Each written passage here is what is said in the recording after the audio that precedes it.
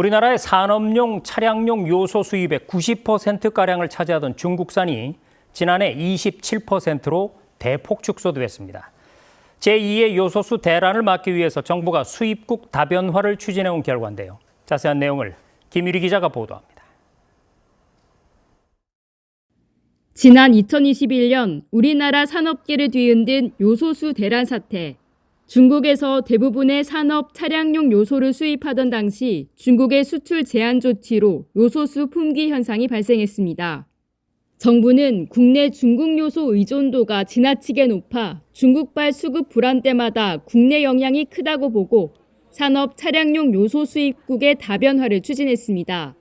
작년 한국이 수입한 산업 차량용 요소는 35만 8,197톤, 중국산 비중은 급격히 떨어졌습니다.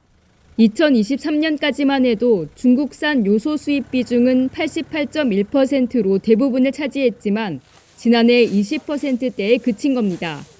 수입국 다변화를 위해 정부는 중국 외 국가에서 요소를 수입할 때 물류비 단가 차액의 50%를 보조하는 정책을 시행했습니다. 롯데케미칼 등 주요 수입 기업들도 정부 정책에 힘을 보태면서 베트남산 요소의 비중을 높였습니다. 이에 따라 2023년 5.2%에 불과했던 베트남산이 지난해 53.1%로 가장 많은 비중을 차지했습니다.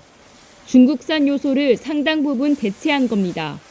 요소 대란 사태를 근본적으로 방지하기 위해 국내 생산을 재정적으로 지원하는 방안도 검토되고 있습니다. 국내에서 일부 생산하는 것도 굉장히 중요한 방법입니다.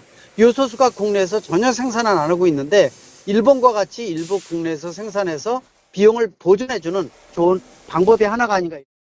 정부는 올해 1분기에 수급 안정을 위한 국내 생산 지원, 공공비축 확대 방안 등을 면밀히 검토해 내년 1분기까지 확정 발표하겠다는 계획입니다. KTV 김유리입니다.